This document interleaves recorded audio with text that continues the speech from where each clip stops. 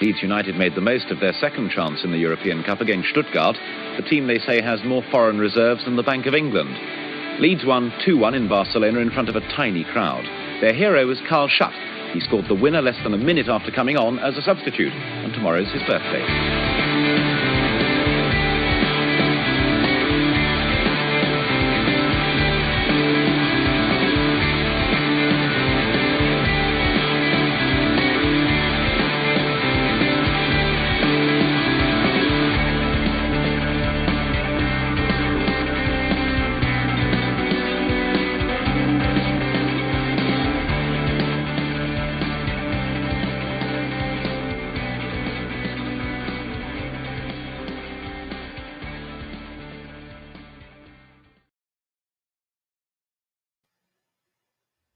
Hello, and welcome to 189, the podcast 189 of the Talking Shutt. I've messed that up, Anna. Yeah. I don't know what we're going to try and say. Start. Yeah. Welcome to this week's podcast. I think it's because we were just sort of talking, leading up to it and like doing a little prep and that, and I think we've all just depressed ourselves, haven't we? Yeah, we talked ourselves into relegation, I think. My glass is very much half empty rather than half full right now.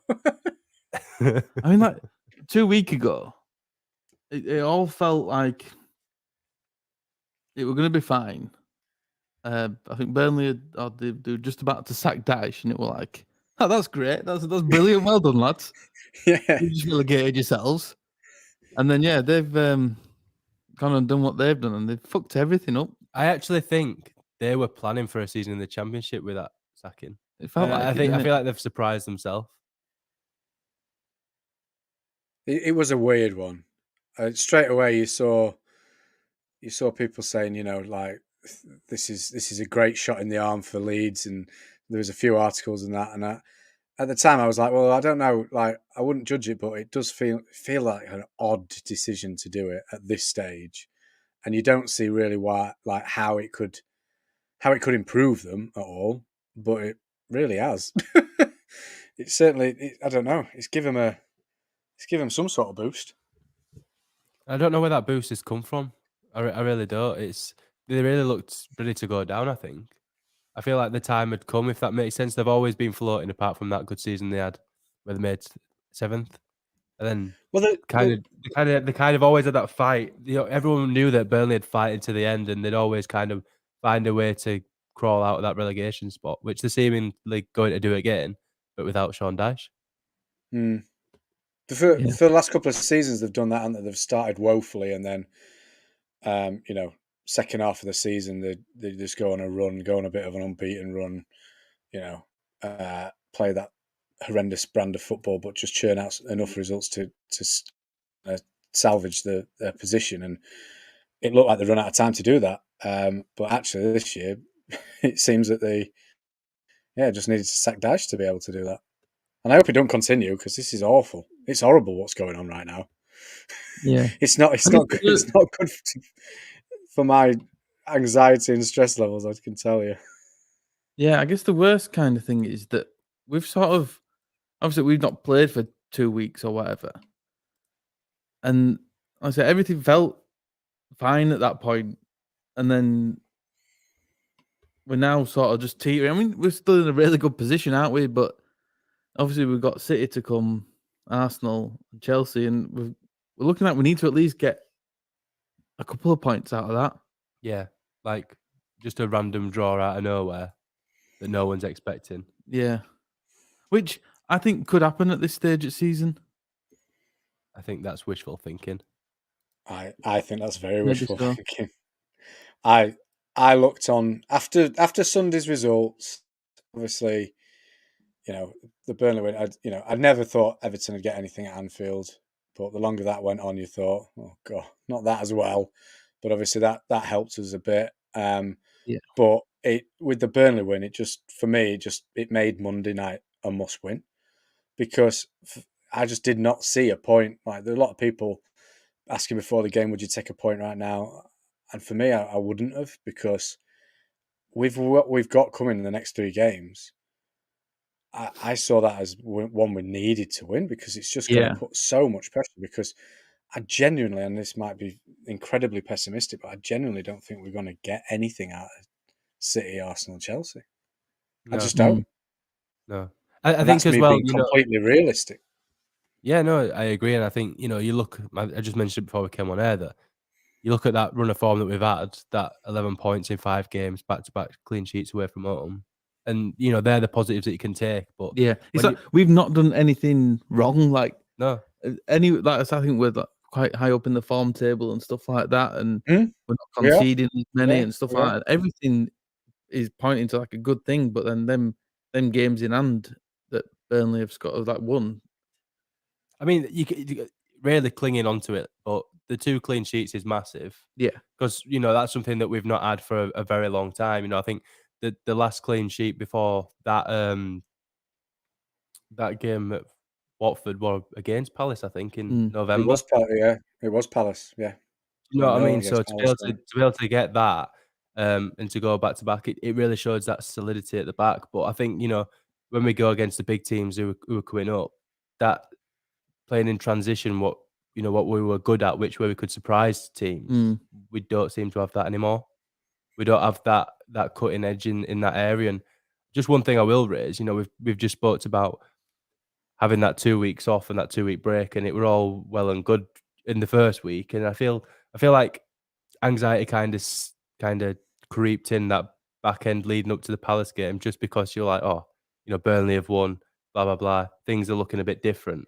But then one thing that surprised me, and I'm not sure if you two will agree, but we saw the players, turn up at Palace all with a very nice tan. And you just can't help but think that they've had a new manager and they've been, sent off away for a week on holiday. And I just can't help but feel like that's time wasted and time that could have been better used. And, and this is playing devil's advocate, because I do think when I saw it all on social media and they're all out and they're all doing their own thing and relaxing, I thought that was a good thing. And I could see it as, it's very well needed. But looking at that performance against Palace, which it weren't awful, and we did well to get, we looked solid and we got a 0-0 draw, but it just makes me think, could that time have been used more wisely? Yeah, I suppose it's damned if you do, damned if you don't kind of thing, isn't it? That it always depends on the result, the next result, on whether that works or not. They could have been in and worked every day and got, and then still have the same result. And you could have maybe thought, well, maybe we should have given him a couple of days off to relax. And I guess it's been an intense season so far. There's everything, especially in the last sort of 2 months. I mean, there was something that I was watching today. I think it was the Tubes with Jesse Marsh thing that was on Soccer AM. Yeah. And I'll rewatch that today. And he said February, and I'm thinking, wow, like that February seems like a long time ago. And that's when he came in, and it just feels real. And Jesse Marsh has been here since February, and I guess it doesn't help for me that I'm obviously missed sort of pretty much 3 weeks of being in the sort of Leeds United bubble with being on holiday. But I still don't understand. And I guess there's a lot of question on this from the game on Monday night, like what the kind of style or plan is. I think that all goes out the window where we are now. I think the style and plan is to grind out, results to get where we want to be. And we've said it, I think, every time we've recorded, it's not going to be pretty, and it's probably not going to see the benefits of what Marsh can bring until next season. But essentially, it's hard to watch, and it doesn't help when we're not getting the results. Even though the form looks good on paper, we're still not getting the right results. And I think in Big Sam Allardyce's famous words, clean sheets is the way to staying in the league. But clean sheets and just 1 point in enough. I think if we run a games, these next 3 games look different, and realistically we could pick up 6, 9, 7 points out of those. Then you think we're in a better position. But looking at the run of form we've got, it looks less likely. Because that's one thing I sort of picked up on Twitter as well on Monday night, that the displeasure with all the setup and everything like that. And I think I muted a few group chats and stuff like that when people talking about the games. I don't think we played particularly bad, as in I don't think we're the better team, and I don't think we played well.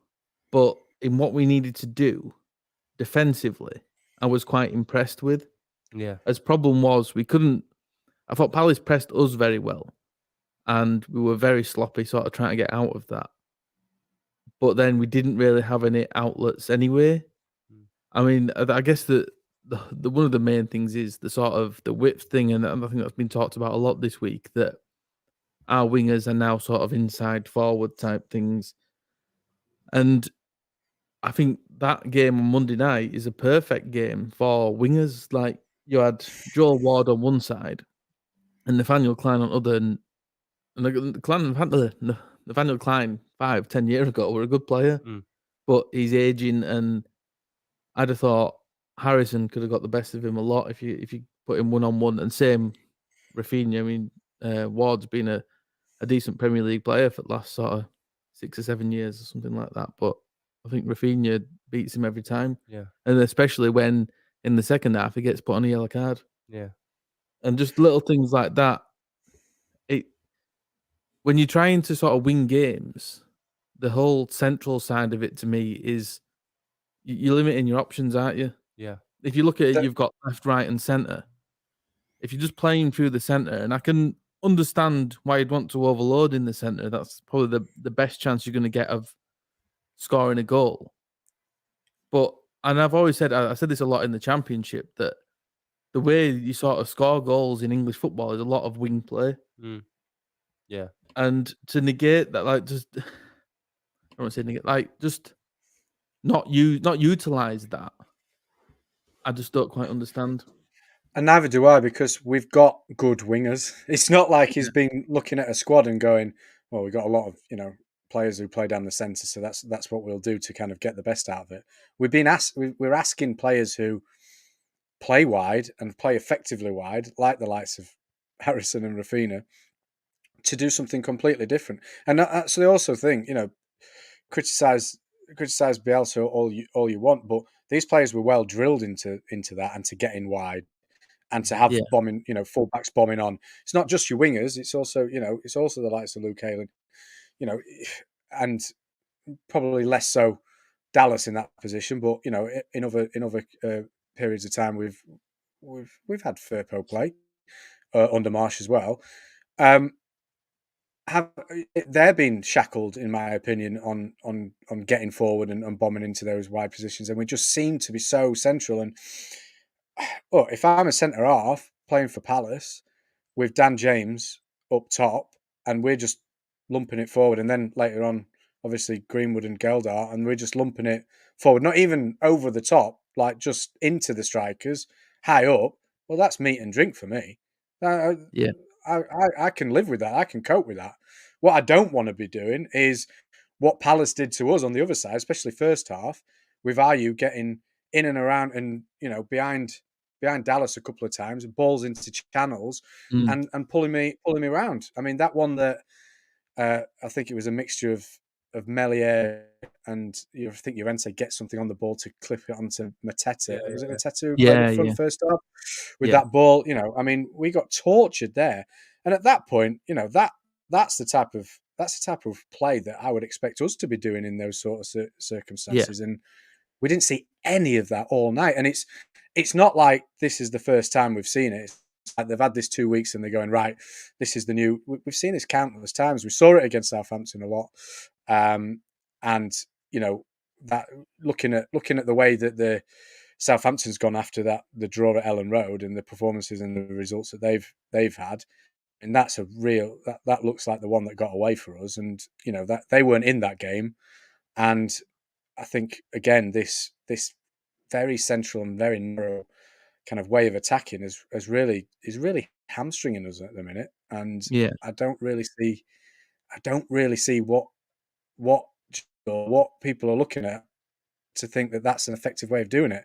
If it's purely from a defensive point of view, and we're thinking, well, that keeps us more solid at the back because we're not going to be as exposed. I kind of see it, but I just see us giving the ball away so much. And realistically, if you're not going to get exposed, you want the ball. You don't want to be giving away the ball. And that's what we seem to be doing every time we attack now. Maybe it was sloppy. I mean, the passing from front to back was sloppy on Monday. Yeah, definitely. I'd really agree with that. And then that really let us down on getting forward. Sort of, I guess it was a problem pre-Marsh under Bielsa as well, that we didn't have an out-and-out striker. And is that now even more of a problem in this kind of system where we need, I think we're really missing Bamford. I think it probably would suit the system, Bamford, but we're really missing someone or anyone, even if he's just I guess everything's changed now. In like a year ago, you wouldn't have wanted a big lump up front, but if you had a big lump to put on, so that you could target, that could bring the ball down and bring people into play. In games like this, we're missing someone like that now. It's a focal point. Oh, definitely. You can't play with Daniel James up top as a focal point because he's not one, and he does chase a lot of lost causes. Yeah, I don't want to say and I guess we've repeated this multiple times this season that it's not a slight against Daniel James. He's going and doing the job he can and chasing everyone down. I think he knows that he's smashing not number into 9. people. Yeah, I like that. That was brilliant. But I do think we are lacking height up top, and just someone who can control the game. Bamford does it perfectly. Yeah, it brings the ball down. He's a nightmare for centre halves. He gets in between them.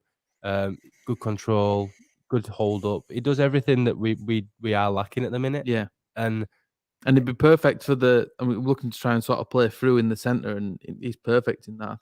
I think if you put Dan James next to him in this system, that changes things a little bit. But he needs that, next to him. He does, and I think for where we are and what we're doing at the minute, it's Marsh is playing with a squad that's not his. That like he's quite rightly said, Raggy. They've been drilled for the last 3.5 years into a system that is completely opposite to what they're obviously being told to do now. And he doesn't have everything at his disposal.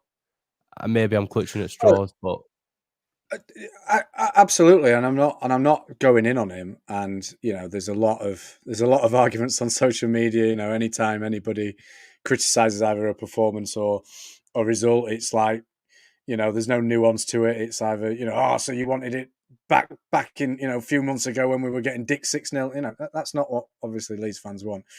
No. And I want to make sure that I'm fully behind. I want us to stay up. I want us to do well. Yeah. And obviously Jesse Marsh is the manager of Leeds United, and I want him to do well, absolutely. But what I don't understand is why we're trying this, why we're thinking, especially when we don't have Bamford available, and he's probably realistically not going to be available for the rest of the season. We haven't even got another striker anywhere close to have his attributes that is fit. And why are we trying that? Because it doesn't look like it suits us at all. Yeah, I was going to say everyone wants Gellard to sort of step up and play, but I don't think he can play that kind of game. And I was quite surprised. I've sort of written down here that it's the only negative on Jesse Marsh's part, sort of tactically through the game, that he brought Greenwood on when he brought Greenwood on. Yeah, because I did think that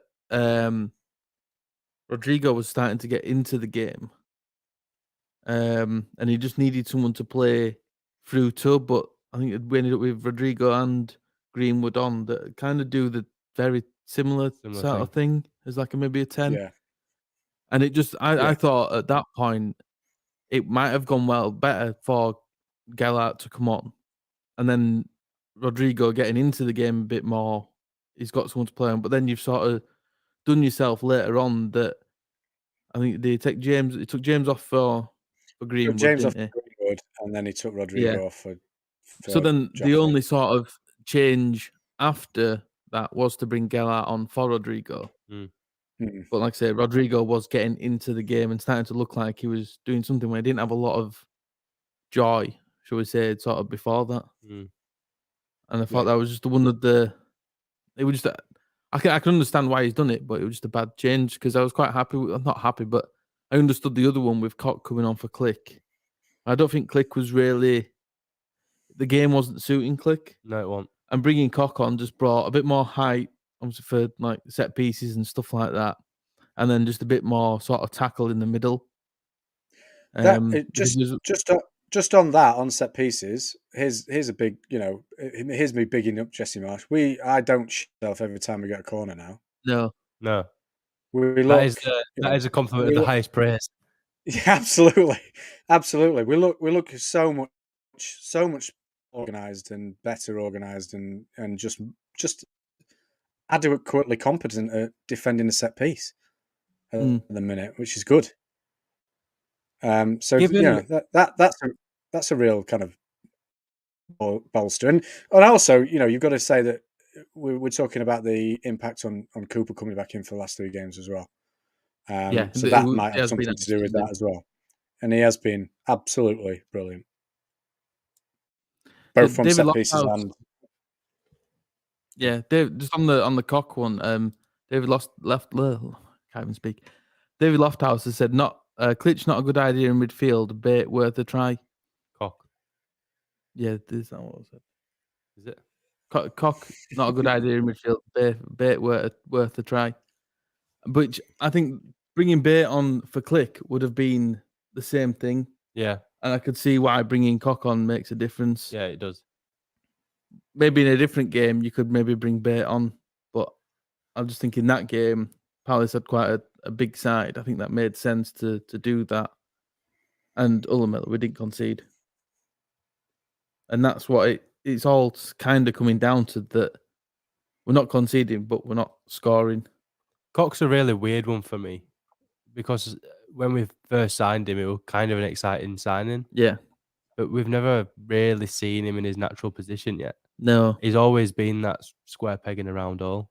And, credit to him for being able to come on at half-time or come on in the second half and do a job and fill in for Calvin every now and then. But we've never actually seen him have a good run of games.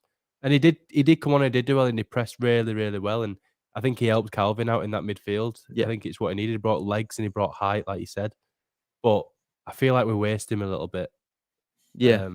I feel like, we for strangely, I remember a time when we didn't have any centre-halves, and now we seem to have loads. Yeah. Well, on that, I mean, there's been sort of whispers going around that Cock might leave in the summer. And for me, I think it's a bit of a toss-up that who would you, if you had the choice of someone leaving, and I guess you got Cresswell coming through, Helder's done well this season when he's come in. I wouldn't get rid of either of them two. And they're on about Cock going back to Germany or whatever. To me, it becomes like a straight shoot-off between Cock and Llorente on who you would sort of get rid of. Yeah. So they're the ones that are going to bring you money in. So me and Gaz had a chat about this a couple of weeks ago, and I think my point was that realistically, I'd say Llorente based on, where we are now. Yeah. But looking at it from like an outside perspective, Cock's younger, he's got probably more resale value, more potential. He's more of an attractive proposition to buying clubs, I think. Mm-hmm. And I think that's why the decision's made. You've got Llorente who's in his prime, who could become a bit of a leader, a more senior figure in the squad, and sell more of, I'd say, more of a prized asset, so to speak. Maybe not on recent form, but just the potential and where he is in his career, it might have just been more viable for a club to come and spend the money, and is probably worth more money to the club than what Llorente would be. They'd recoup the funds for Cock and probably make a loss on Llorente. Yeah, fair point. I do think, I mean, Llorente... That's my boring answer. Yeah, Llorente scares me a bit. There are a few times, like, and Haley did it as well. Haley, like, trying to do, like, take it round Wilf Zaha. Every time my out, we're going with that, because I'm thinking he's just a good player, and if you get him free, like if he nicks it off Haley, then we're in trouble. But yeah, he did that all right, I guess, and did a good job at winding him up. I guess Llorente did a fantastic tackle with his arse. I enjoyed that one. Yeah, that were impressive. Because I saw him diving in, and you look at, I mean, when you mention Zaha there, you've got to mention Conor Gallagher in the same breath as well, because I'm sure we'll talk about them both later on with their antics. And I saw him diving in on Gallagher, and I thought, no, what are you doing? And he just, I think he kind of realised, didn't he, and just pulled his legs away. And as a consequence, his arse kind of follows through and makes perfect connection with the ball. It was actually, incredibly good. It was a good bit of adaptation because I think he realised, oh shit, what have I done here diving in like this? But to be able to do that, and then it was good to see Gallagher kind of go down screaming, and and when you looked at it, it was a perfect tackle, just a bit unconventional. Yeah, I think I think that just describes him really unconventional. Yeah. I think my view on him as well is that he's got, for a centre half, extraordinary vision. He's got a very good eye for a pass. But if he were able to execute it as well as he thinks it, he won't be playing for us at the bottom end of the Premier League. You know, it'd be kind of a top club. And there's times where you see those passes into midfield or out wide, and you just think, that's ballsy. But there's also times where he does it and it don't pull it off, and you just think, stupid. Yeah, what are you doing? Yeah. And it's like he's definitely got an eye for it, and you can see why he's doing it. But I don't feel like it's almost like he either does it too late or he just doesn't execute it as well as he needs to. And that obviously, in being a centre half, lends us into quite a lot of trouble sometimes. Yeah. I just want to go back on one more thing. I guess we'll finish Palace off. I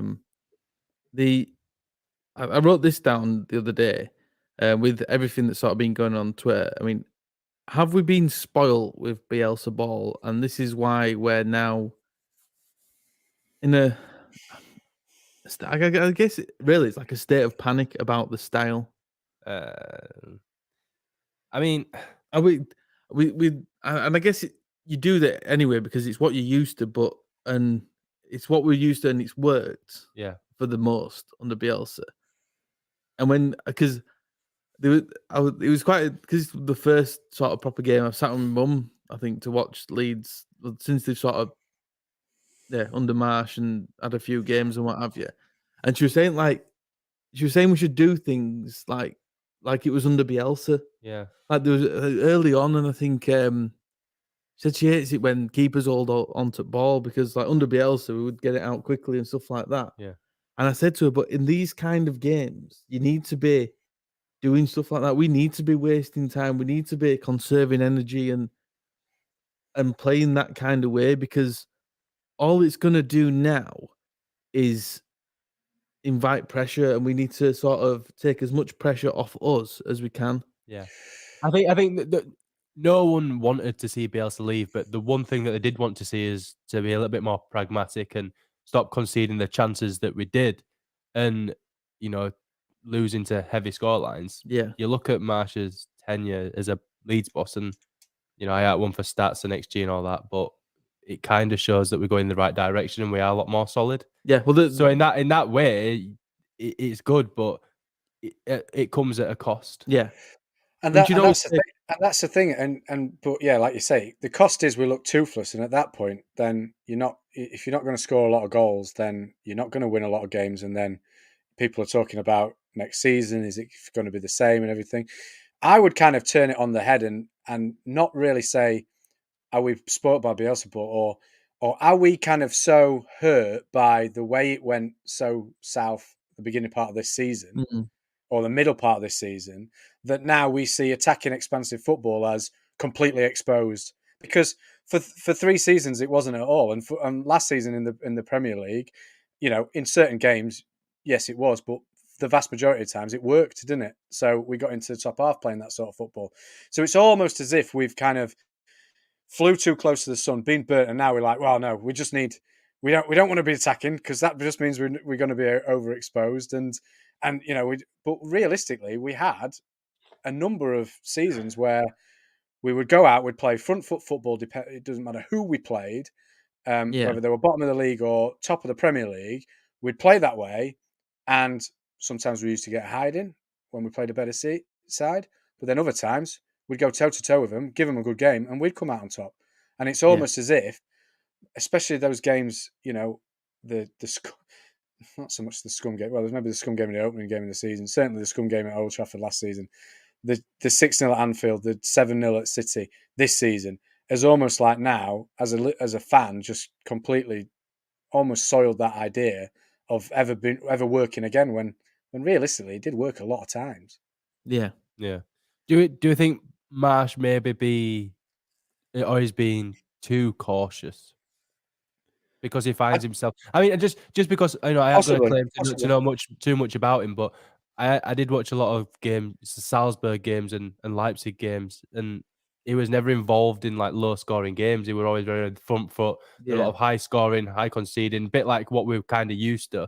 And I feel like he's come in to a completely foreign situation to what he's ever used to, and maybe just holding back that little bit and just focusing more on the clean sheets and not conceding than the attacking output of the squad at this point, and just focusing that much on keeping us safe that bravery and that courage that we saw under Bielsa is not quite there at the minute. Possibly. My concern about it is, are we good enough to go out there, play pragmatic football for the next 3 games and get maybe a clean sheet in a couple of those and grab a couple of draws? That's my concern of if that is the main focus, is that good enough against the better sides? Because at the end of the day, he kind of came in.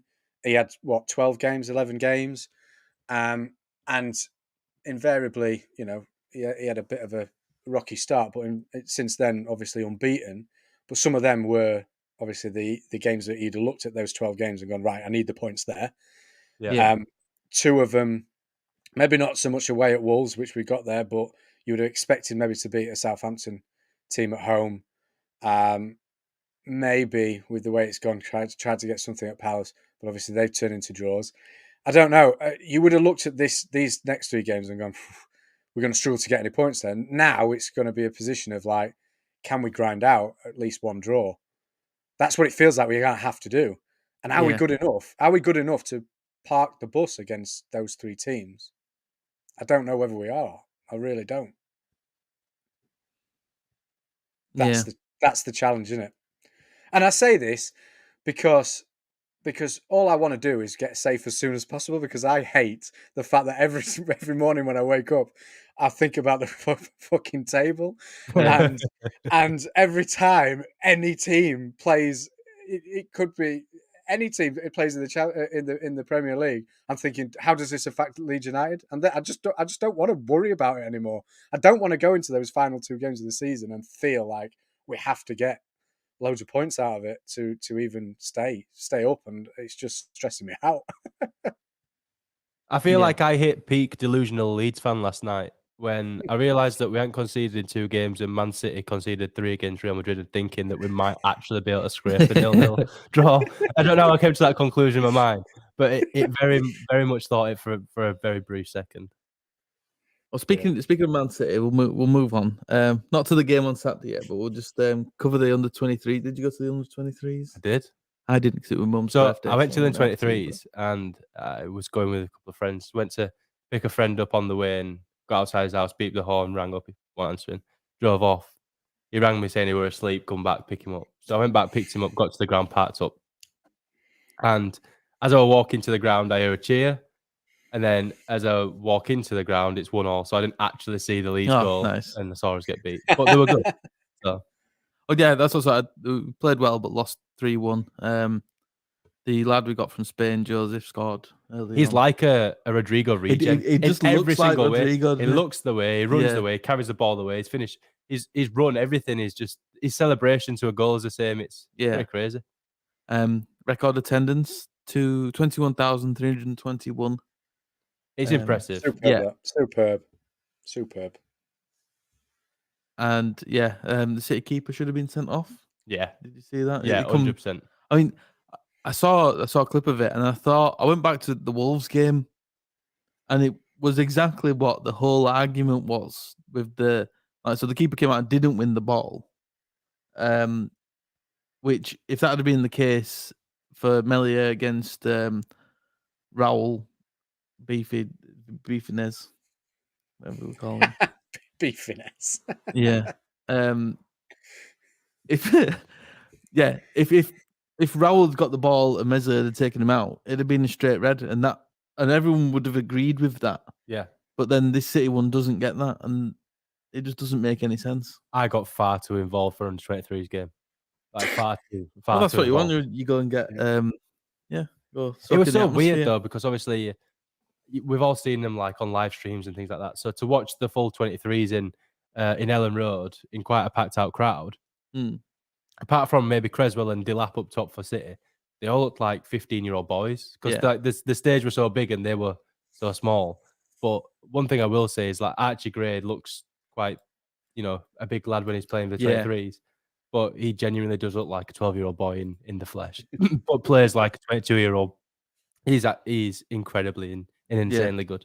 To the fact that these City players who've come from far and wide to play for essentially one of the best clubs in the world, and he just ran round and made a mockery of them. It was genuinely impressive. Wasn't there some on their team that they paid like 15 million for or something like that? Yeah, probably. There were quite a few that played in that game that were on the bench last night. Yeah. And that's the thing, when we were walking into the ground, it was like, I think there was 2 or 3 players in that squad who've got minutes in the Premier League, FA Cup and Champions League this season, and we're not even fielding our strongest 23 squad because they're all in the first team. Yeah. It's mad. And that's why the 23s are sort of where they are. Yeah. I don't know if they can go down still or whatever. It looks like they're going to go down, isn't it? Yeah, and they've struggled this year because half of them have been on the bench for the first team or in the first team or whatever sort of all game. So, yeah, I guess we'll see what happens with them. So on to Saturday, Manchester City at home. I think the only benefit is it's at R5 and I can be extremely drunk by the time. Yeah. And I could probably be back in for 5:45. Who knows? Hopefully not. I mean, I watched their game against Real Madrid last night, and that first sort of 10 minutes, it was like a flashback back to sort of last December. Like PTSD. Yeah, when we played that. I think they got, were they 2-0 up in 10 minutes, something like that? Yeah. They should have been 4-0 up in that time. I think they've spurned a couple of opportunities before they even scored, didn't they? So, yeah. And I thought that just sort of made me think, looking forward to Saturday. Like I said, you never know. I found myself for a brief second thinking that we might get a 0-0 draw because Real Madrid managed to score 3 and we managed to keep 2 clean sheets. But I am convinced they need the win, don't they? They need it. Yeah, that's it. I mean, the way that they came out in the away game at their place, it was like they were like we went there last year and got that result, and it was like Pep went, "You don't do that again. You go out on there and show them." Yeah. And it's going to be the same in it that you can't go out and lose because if you lose, Liverpool win the title. And then they need the goal difference as well, just in case it comes down to that, which is a hard thing to say. Thanks. Yeah. So essentially, we're writing it off, but stranger things have happened. We don't need the goal difference because ours is woeful. Well, yeah, it's bad enough. I suppose, is it really going to make that much difference now? Well, it won't, will it? Because it's only going to get worse. If people catch us, that means we've lost games, so it's only going to get worse, and that means that they've gained it. So the goal difference now is basically worth a point, isn't it? And not in our favour. So yeah, we could be on the end of a pumping. So what do you expect setup wise for Leeds? I can't see it. I can't see it changing really, to be honest. Unless Firpo's back fit enough to start. Yeah, would you go Firpo left back and put Dallas in the middle maybe? And potentially put him in there. Just with obviously him hooking Clich at half time, and he maybe sees it. I don't know. I personally like Clich. I would be starting him. Yeah. Is this a kind of game where you could maybe go Clich in the sort of 10 where Rodrigo's been and put Rodrigo up top? Yeah. And then it's kind of like playing without a striker as such because Rodrigo will come that sort of deep and we'll just play without a striker and play like... With a false 9? Play like Man City. Play like that Man City. Yeah. Has 2 teams ever lined up without a striker against each other? Maybe not, no. Could be quite good. But yeah, is that like a realistic idea? It's an idea. I don't know whether he will. I think it might be more damage limitation in that, I can't see us fully sitting back. I just can't see us doing that. We can't do that. I think the more we invite pressure on, the more in trouble we'd be. And then again, didn't Scotland once line up 6-4-0? Yeah, no maybe that's striker, 6 across the back and 4 in midfield. Maybe we should do that. Yeah. or at least 4-6-0. 4-6-0. Yeah. Let's That's try probably that. what score will be. What, 4 or 6-0? Yeah. Right. But yeah, I don't know. But then I think, would James help in this sort of, if you want a quick out ball, but then it's getting the space to sort of get the out ball. But if you're gonna beat someone, Dan James is your man, isn't he? If we can get it where Is he? Is he though? Well, no, he is to beat someone, but then it's just pointing it net after and stuff like that, isn't it? So yeah, I think it's a really big head scratcher if I were Marsh. I wouldn't know unless you just stick with what you're trying to do, which we would have done under Bielsa. I wouldn't know. We've just sat for a few minutes and come up with a few different ideas where you could set up and be defensive or go attacking and go for it or whatever. But yeah, I really don't know how we're gonna line up. It might just all click and it works and we win comfortably. Yeah. Could you imagine all this whinging? We've just sat here. Prime Marsh ball in full flow. Absolute no chance, and then we're just taking piss out of Man City. Yeah. Oh, yeah, that'd be the dream. Well, that goes on. So I've written down here: is this one of the reasons for changing to Marsh? Because he'll look at managing this game differently, and if that comes out and we get a result out of it, draw, win, or whatever, that ultimately is the decision to bring him in and sack Bielsa signed and sealed there, isn't it? Because if we get 3 points on Saturday, we'll be safe. We're pretty much safe. It's funny that we're even talking about this, but yeah. Yeah. But then it's just the perfect sort of. I mean, if you're a Radrazana, you'd be sat there with a lob on, thinking, "I've done the best thing ever here. Just bank myself another 200 million." Yeah. But yeah, I'm definitely one person not playing. That'd be FarshaAllah. Yeah, that's a shame. He's kneeing. It's a shame. Every time he seems to gather some momentum, it breaks. It's like they just can't have all midfielders. It's like we can't have anything nice. No. Anything good that we get just breaks. Yeah. Although, from what I've seen, obviously I missed the 2 games. I don't know whether he's been as good since Marsh came in. I think he brings a little bit more control into midfield. Yeah. Albeit it slows the game down a little bit too much at times. But it definitely looks a lot more assured and we recycle the ball better with him there. Yeah. I think, I don't want to go back to the Palace, but one big thing which confuses me is that we bypass Phillips' ability to play them long balls into the channels. I said Llorente and Cooper seem to be knocking it forward, but under Bielsa, Phillips was the main outlet, and it seems wasted. You quite rightly said he does everything right in that he pocketed Gallagher and did nothing.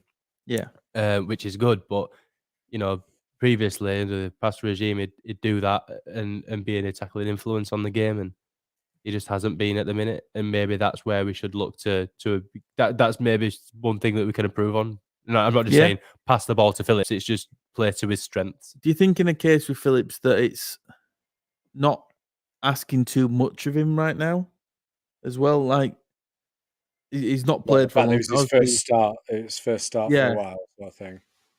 And maybe he steps up a bit more in doing more stuff on Saturday, because we're going to need that. We're going to need his passing. We're going to need Phillips to be Phillips. We need sort of the best performance out of 11 players of the season, really, don't we?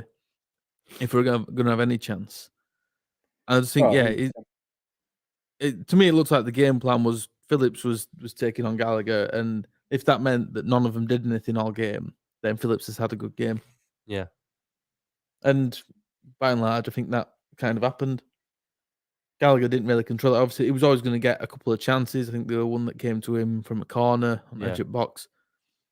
And he's always going to be involved at some points, but for the most, he wasn't sort of It's running not like the game. it's not. It wasn't. It Martino at Ellen Road, like pulling the strings and bossing the midfield, like we've seen get a one player dominate. Like, so yeah, in a way, he was very subdued in that way, which I think it definitely helps having Calvin. But I think you're right. I think you both touched upon it. We haven't seen that performance from Calvin with the ball against Palace, and let's hope we see more of that in the games to come and get him influencing it, because we were inadequate in midfield with the ball on Monday. We gave the ball away far too much, and you want your best players influencing things like that. So let's get some predictions. Raggy's predictor. Who wants to step up first and be bold? And I've got a perfect one. Go on then. 2-1 Leeds. Well, gonna go back to Old Faithful. Oh dear. If we win 2-1, I'm claiming the Raggy's predictor Champions Trophy for the season.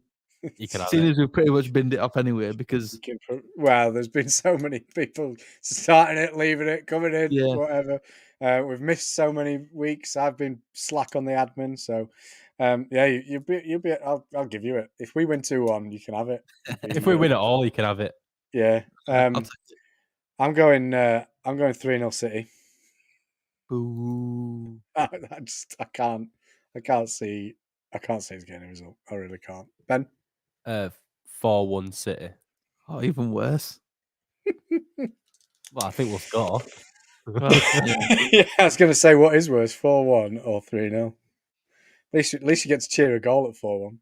Yeah, fair. What if we're 4-0 down? I still cheer a goal. Yeah, you still cheer it, don't you? Sarcastic sort of cheer, won't it?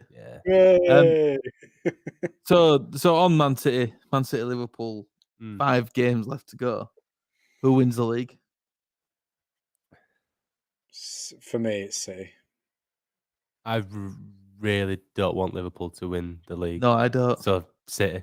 But if it comes to it that City lost the league because they lost to Leeds United, I'm taking that all day long, and Liverpool can have it. I think what we can say is that having them 2 teams in the same league at the standard of football that they play is genuinely incredible to watch. And you see the quality of the games between them. It's just like nothing that we've probably seen in more recent years. It is a proper tactical battle. And it's not been. I guess the last sort of thing like this was maybe like Man United, Arsenal. Yeah, back sort of when we were back in the Premier League. Yeah, and I was trying to think. Yeah, that I mean, Chelsea had their little thing, but no one really challenged them for that. City in the last few years, no one really got close to them, did they? When they've won it, so I suppose Man United did that year when they won it, the first time they won it, and stuff like that. But not for a prolonged sort of 3 or 4 years that these two have been going at it. And I think it's probably the best top 2 teams. I guess we can only speak of since we've been alive watching football. I think for me, it's the best 2 teams in the quality and the relentlessness of the football that they play. Yeah, the best 2. Yeah. In 30 odd years. Yeah, you just look at the points haul. You look at going back to those years where Scum and Arsenal duked it out. They weren't getting anywhere close to the level of points that these two all amassed by the end of the season. And like you say, it's not just a one-off season when everyone else was shit. It has been the last 3 years. It has been these two raking in nearly record levels of points, and literally not losing a game, but drawing a game is a huge thing for them. You know what I mean? Yeah. Dropping any sort of points is massive news, and they are, like you say, both of them are absolutely relentless. And both of them could make the Champions League final as well. Yeah, that speaks for you, because the Champions League were dominated by Spanish football for so long, and then Germany had a go with Dortmund and Bayern, and you look at it and you just think what it does for the Premier League and what it does for British football. It kind of takes us into that next level, and it almost makes the quality of the league better because everyone's chasing it. Not everyone's going to get to that level, but everyone's chasing to get to that level. There's a new benchmark there now. Yeah, well, English football is at the top of. I mean, you look at the Europa League as well. You've got Leicester, West Ham, both in there still, aren't there? Yeah. So you could have 2 all English finals in the 2 top European competitions, and that's great for English football, isn't it? And obviously, like they've gone. The Premier League is the best league in the world. It's got all the money. Yeah. Mm-hmm. And then all you've got is a few teams in Europe now, like PSG, who can attract anyone because they've got the money and they'll win the league without anyone trying. Yeah. And then same in Germany as well, where Bayern have won the 10th in a row, yeah. 10th in a row, and no one can get near them because if anyone does get anywhere near them, they just buy all their players from them. Yeah. Yeah. And you look at, I mean, I guess you can say City have spent a lot of money. They've had that money to spend, but a bit of credit to Liverpool in that they've not spent a lot as compared to. I mean, Everton has spent more than them, and look at the difference there. Yeah, I know that stat that they ran before the Merseyside derby. I mean, I don't know what sort of time parameters that was, but looking at the level of spend of both clubs and the fact that obviously net spend was more of Everton and overall spend was more in that time period. Yeah, and like you say, the disparity between the clubs is just absolutely phenomenal. Yeah, you've got a team there that's vying for a potential quadruple against a team that at the minute looks like it's on its way out of the league. It's mad. So yeah, any club can throw loads of money at it, but you've got to do it the right way, haven't you? You've got to attract the right players and get them playing the right way, which obviously Everton have failed to do, and Liverpool have done it. Yeah. So yeah, I think it's just structural as well. Top to bottom, it's how a club should be run. Yeah, like you said, they've obviously got the funds to be able to do it, but they've got the right people making the right decisions. Yeah, you can have all the money in the league, and you can't buy that title anymore because you need to have the right recruitment and the right coaching and the right backroom staff and everything that comes with it. It's not just about buying players. No, and that shot like Man United have spent silly money on big name players. Pogba's 90 million for Harry Maguire, Ronaldo brought Varane in and stuff like that, and they still can't get anywhere near a coherent team. Yeah. So it just goes to show that they are not only an example of how to play football, but how a club should be run as well. Especially on the City, is the sort of the work that City have done. They've got the money and the people to do it, but like you look at, like you said, the City's bench for the Champions League, all them young players that have come through, Foden and now you're seeing them sort of come through. You've got Fernandinho who's going to be going out, the Silva who's gone out. They're like legendary players that they've lost season on season, and they've brought younger players in and stuff like that. And it's good as an all-round football fan that you've got these two teams that are doing what they're doing, and it's good to watch. Yeah, it's good to watch. So on not good to watch football, and it pisses scum fans off and all. That's the best thing. Even better. I mean, the last week has been brilliant for watching Man United. I think I tweeted a couple of times that I love watching Manchester United. They are a proper bad aren't they? Well, was it the Arsenal game they scored early on? Arsenal did. Arsenal scored early on. Yeah, they did, yeah. It's attacked down. Or was it the Liverpool? I can't remember. One of them, they attacked down the wing, and I thought, yes, here we go. This is like literally the attack started like on the halfway line down one wing. Yeah. And I thought, this is in. You knew it were happening straight away. Oh, this is the best thing ever. Especially when Leeds were playing. The first Arsenal goal, they went down the wing and they crossed it in, and like two defenders, like both air shotted it, just like completely misses them both, and someone comes in at the back post and puts it in. It's just comedy defending from him. It's hilarious. Mark Rowlinson says no guarantee Newcastle break into the top 6. I mean, if Newcastle carried on this form from the beginning of the season to the end of the season, they probably would be. They would. Because, 4 months ago, we were saying they were probably going to go down. But again, well, they looked at that. I mean, it's that game at Ellen Road. That's the sliding doors moment, isn't it? Yeah, that is. They should have never ever got a point out of that. Never mind 3, and they just went on that run from there. Gave them the belief. Yeah, they were shit. I don't obviously agree with the circumstances that the money's come into the club and everything, and I've said that all before. But I think the way that they have recruited is, it's quite good, to be fair. They brought in the right kind of players, but it's all for the here and now. It's not for the future. Guimaraes, who's come on and he's done really well for him. He's probably one for the future, but the other players, it's just a here and now kind of thing. So I think the fruits of that will tell probably the next But the couple fruits of years. that have told already for the here and now that they are comfortably mid-table in the Premier League now, not worrying about going down when they were everyone's favourite to go down. Yeah, but I don't think so. Whether if we'd have spent 100 million and we're staying up now, you're happy, aren't we? Yeah, but I don't think a Saudi billionaire bought the club thinking, we're going to sit in mid-table. No, and that's what I'm saying. I feel like what they've done now is good. Yeah, but where they're absolutely nowhere near where they want to be is what I'm saying. And I don't know if they've got the right structure in place to be able to do that yet. Oh no, and stuff like that's always going to take time. Like building, like if you want to compare them to where City are now, where they could be, that could be the same, and that's going to take time anyway. So, like on the relegation, I want to sort of follow, I guess both really, just for different. So, obviously the winning the league and the relegation battle, and it's literally between three now, isn't it? Us, Burnley, and Everton, and maybe Watford. And maybe I'm clinging on to hope here that if Watford can get 2 good results against Everton and Burnley, that helps us.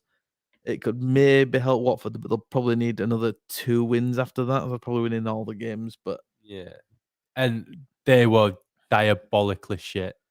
Yeah, like we weren't great when we went down there. We won 3-0 and we weren't great at all. And they kind of just give up. It's so strange how they come out and they look like they've got a bit about them. Yeah. And then they concede and their heads just go down completely, like straight away. And then they do the same in second half, and then they concede and it just goes down again. But that's kind of where we were as well, wasn't it? Yeah, I suppose. Yeah. And I guess, are we getting into the territory now? I mean, I guess the 2 games that Burnley won, the teams that aren't playing for anything now, is that starting to come into play, and is that going to be the problem? So they played Wolves and Southampton, didn't they? Yeah. Burnley. Won them both.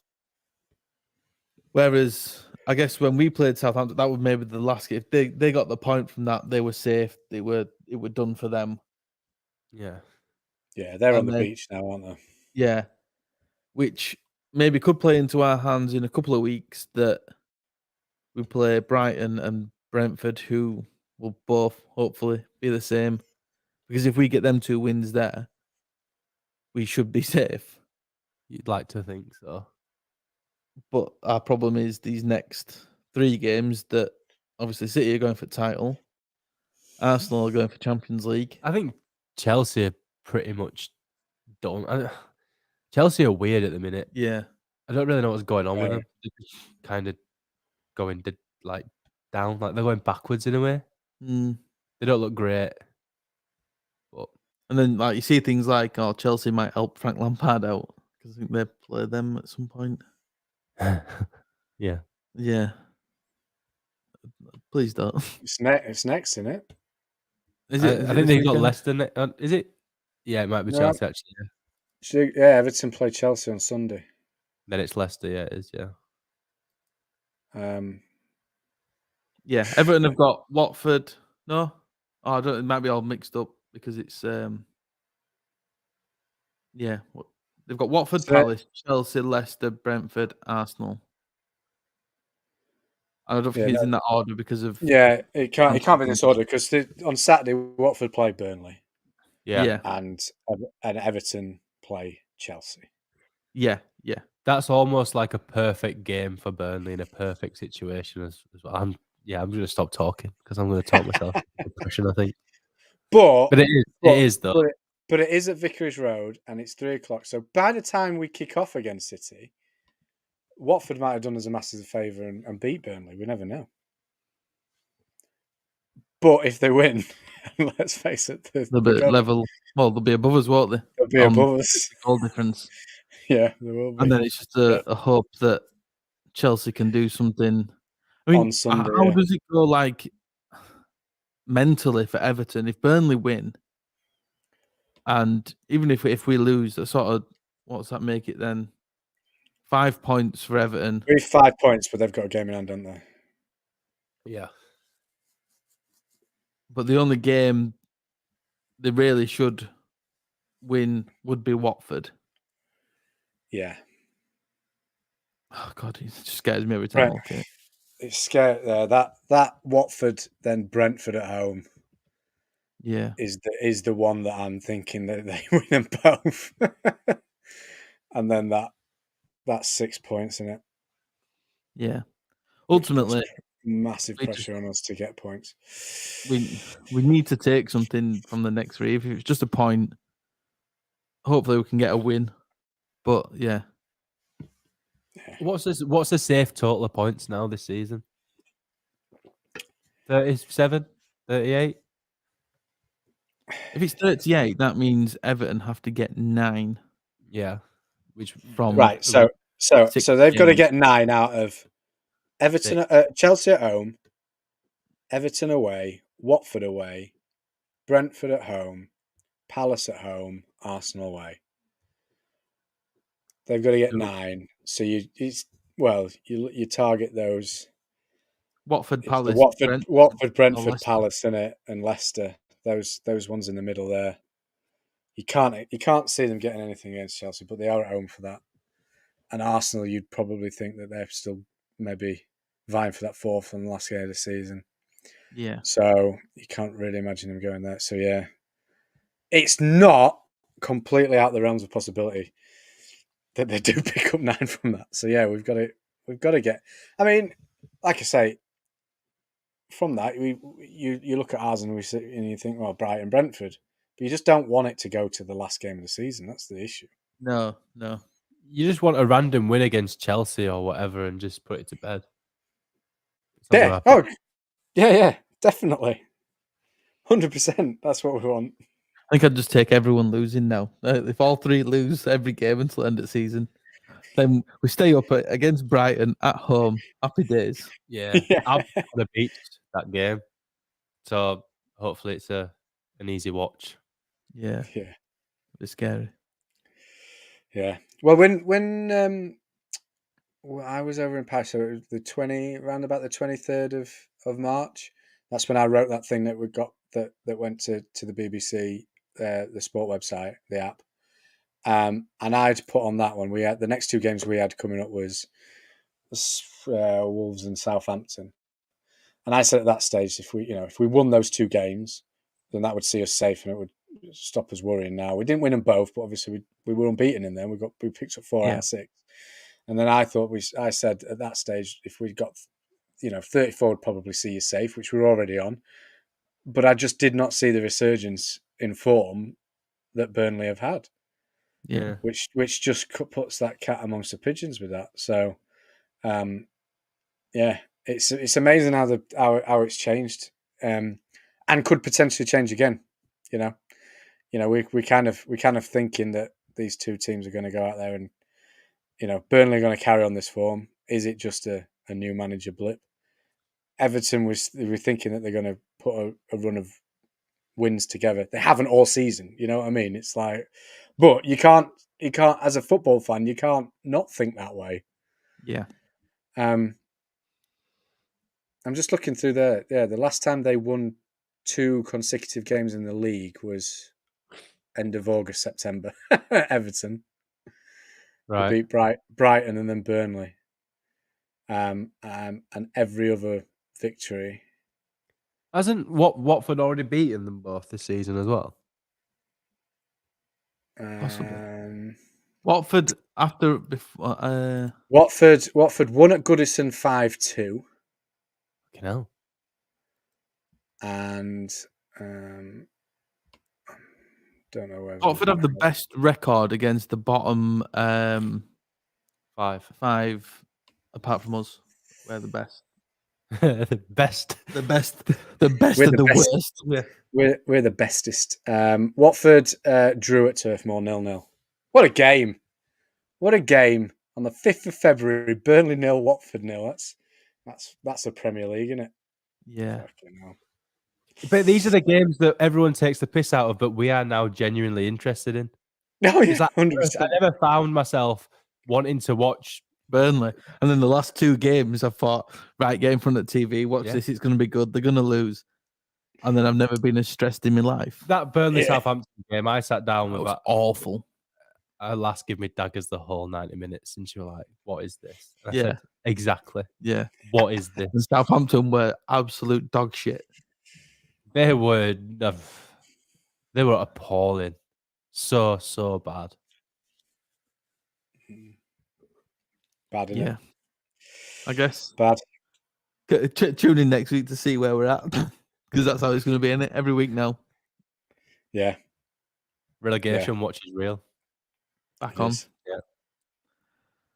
Yeah. Shit out of the week. So let's move on. Shit houses of the week this week. Since we just covered them a lot, Burnley. Yeah. For winning twice. For being good at football. Yeah. Just fuck off, Burnley. Fucking Burnley. Who were done? Yeah. That was I think we already said this earlier, but like they sacked Dyche, and I'm thinking, thank you very much. You've done you've fucked yourself. Yeah. Yeah. I think I genuinely think that's what they thought too. I Yeah. thought they were gonna focus on bringing in a manager who they could potentially see rebuilding in the summer and bring them back up and go again, sort of thing. And they've just had this weird new manager bounce with Michael Jackson. I think that's his name. Shaman motherfucker. Yeah. Yeah. And we are where we are now. Yeah. The doldrums. On the floor, like Louis Saha. Seamless. Yeah, he's the next one. What a fuck. You'd think like a professional footballer who's as good a footballer as he is, he might smile once in a while. Not sarcastically as well, not the wry sarcastic smile that he does. He's just a fucking miserable bastard. Yeah, he is. And a diving one at that. He's kind of at a stage of his career where he's too good for Palace, but no one's going to buy him because of his age, and he's probably too expensive to ever leave. It's too expensive for Palace to sell because he's pretty much their best player. Yeah. And then you've got that he went to Man United and they were a flop. Yeah. Maybe that's why he's unhappy. It is weird though, and I think, at Palace now, like they're not heavily reliant on him anymore, I don't think, either. Do you know what I mean? Like last season, if he weren't there, they would lose. Yeah. Whereas this season, they have got a little bit better. They've got, I suppose Eze was injured last year, whenever they've got Elise, Gallagher. And speaking of Gallagher as well, I can go with this, that just the diving and the acting about. That's just modern football. It's just modern football, though, isn't it? Well, it is, and it is, and it isn't. Like we've seen. I mean, we decried the fact that we don't do it enough.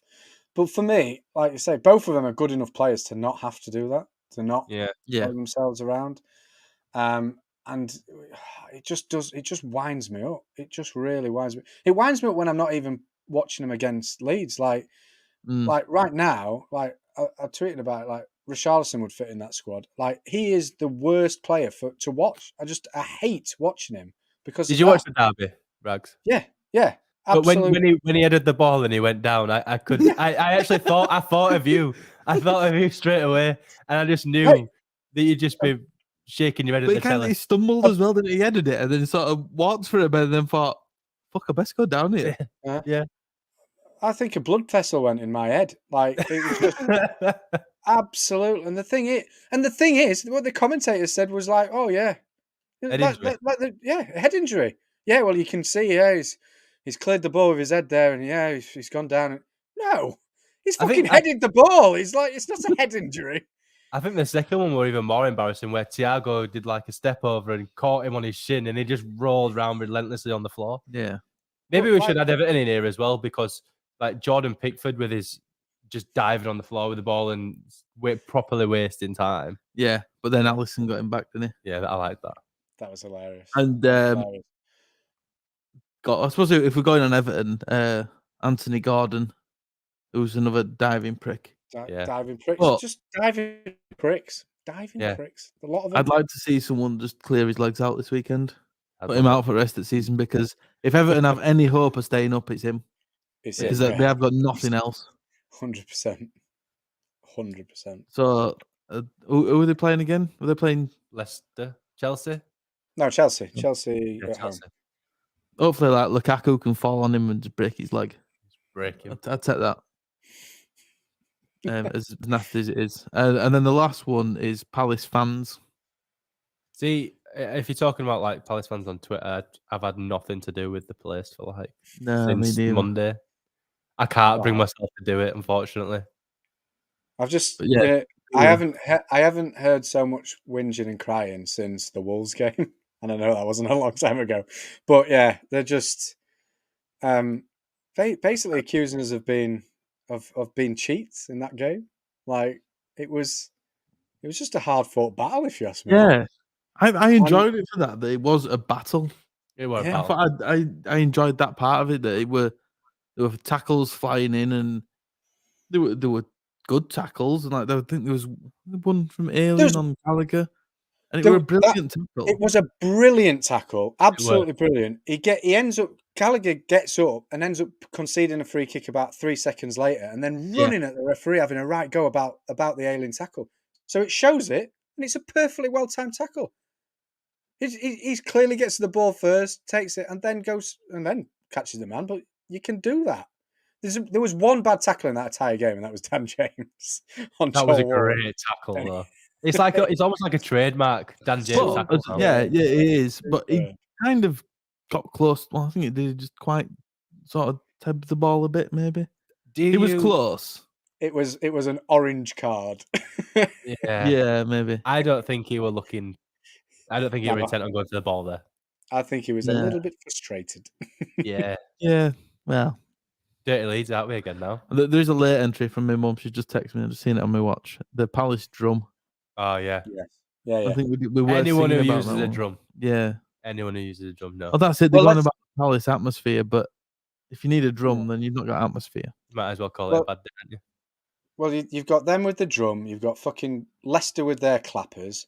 Obviously, Fulham now are back in the Premier League for next season. They're another fucking shitty team with clappers. It's just we need some old school atmosphere. These clubs are Nottingham Forest. Shocking. Yeah, I've not really paid much attention on the championship, but they're doing all right apparently. Aren't they? Flying, to be fair. Yeah. I think they were bottom of the league in September, and now they're third. And if they win all the games, they could potentially finish second. Wow. Yeah, they could be going up. And Huddersfield. They look all right, to be fair. Yeah, but you can't use the word. There we go. The word atmosphere. Proper team with an old school ground, Luton. That'll be good in the Premier League, won't it? All these Premier League prima donnas. I'm not sure I could quite comprehend Luton in the Premiership. Hundreds of millions, and they're like getting changed in a porta cabin in Luton. Walking through Mabel's house back garden to get to changing rooms. Absolutely. After match meals, sausages, beans and sausages from a tin. That's culture. Yeah, that's pure British culture. That would be great. Actually, I think I'm on that bandwagon that Luton should come up just for the joke that it'd be up the Luton. Yeah. A big shout out for Jay Patel of All Leeds, aren't we? Facebook group with all the exclamation marks. Yeah, he's helped us out. Actually, we had a bit of a problem last week with Facebook, and he's been sharing some stuff. So, yeah, cheers for that, Jay. Appreciate that.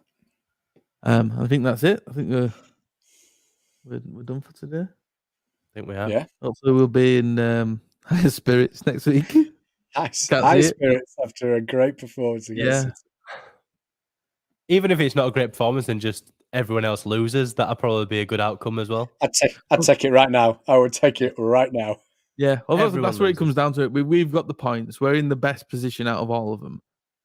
And all it takes now is everyone to keep losing. Yeah. A Burnley loss is a Leeds win. Yeah. Think of it that way. And Everton. Well, yeah, we could get like, even if we lose, we still win twice if others lose twice. So, yeah. Yeah, that's how it'll go. Absolutely. Let's see what happens. Good stuff. One thing to say. City. City.